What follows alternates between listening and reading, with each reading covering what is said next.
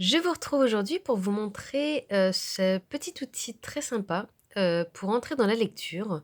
Donc si vous parcourez un petit peu les vidéos de la chaîne, je vous ai déjà présenté quelques outils qu'on peut utiliser pour l'apprentissage de la lecture.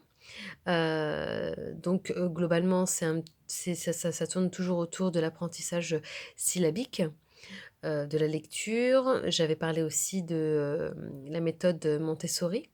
Donc je vous invite à aller, jeter un œil. Aujourd'hui, je vous présente cet outil que je n'ai pas à la maison, mais qui est utilisé par mon neveu et du coup que j'ai trouvé intéressant à présenter aujourd'hui. Donc c'est mon premier syllabaire, Larousse, donc que vous pouvez présenter à un enfant que vous jugerez, intéressé en tout cas, donc pas forcément à partir de 5 ans, mais même avant, vous pouvez l'utiliser, avec des enfants qui sont intéressés par, la lecture et que vous sentez sensible en tout cas à la lecture. Alors, c'est un outil assez ludique et qui amuse beaucoup les enfants et qui peut permettre une progression assez intéressante, au niveau de la lecture syllabique. Alors comment ça se présente? Donc il se présente on a 4 parties qui correspondent à, un degré de progression. C'est-à-dire que à chaque fois que l'enfant va passer, un onglet, il va, passer à une progression, supérieure. Donc on travaille par progression et non pas par ordre alphabétique. Donc les syllabes ne sont pas classées par ordre alphabétique, mais par ordre de difficulté. Ensuite, l'idée est donc de manipuler, donc il y a beaucoup de manipulation, ce qui est toujours intéressant pour les petits. L'idée va être donc de manipuler les 3 parties du livre. Et en manipulant les différentes parties du livre, l'enfant va pouvoir reconstituer un mot. Donc l'intérêt étant donc d'expliquer à un enfant comment se compose un mot et comment construire un mot. On construit un mot avec des syllabes. Donc le mot lutin est constitué donc de 2 syllabes et on va demander à l'enfant de le retrouver, sur les 2 autres parties.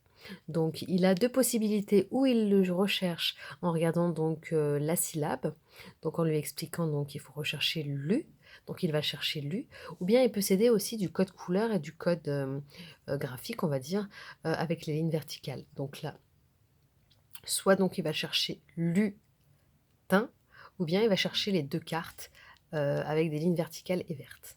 Donc ici, «lu» et on va retrouver, voilà, «lutin». Donc vous voyez, c'est une approche très ludique, qui va lui permettre soit de retrouver à partir des lettres, à partir des syllabes, donc qui sont inscrites ici, ou bien grâce au code couleur et graphique.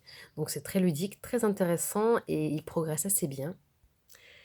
Et ils aiment bien manipuler le livre, les cartes, donc ils sont voilà, j'ai trouvé cet outil vraiment très ludique, heu les enfants très intéressés à l'utiliser, à manipuler, à tourner les pages, à trouver les mots, à reconstituer. On a aussi les images qui permettent aussi de visualiser, le mot, voilà, le mot qui est écrit et surtout, ils comprennent comment se construit un mot, qu'il est décomposé, en plusieurs parties. Là, pour le coup, c'est des mots qui sont divisés en 2 syllabes, donc c'est vraiment une progression, une progression, en tout cas qui est appropriée pour les enfants, qui sont au début de l'apprentissage des syllabes et voilà donc moi je le recommande vraiment, il est ludique.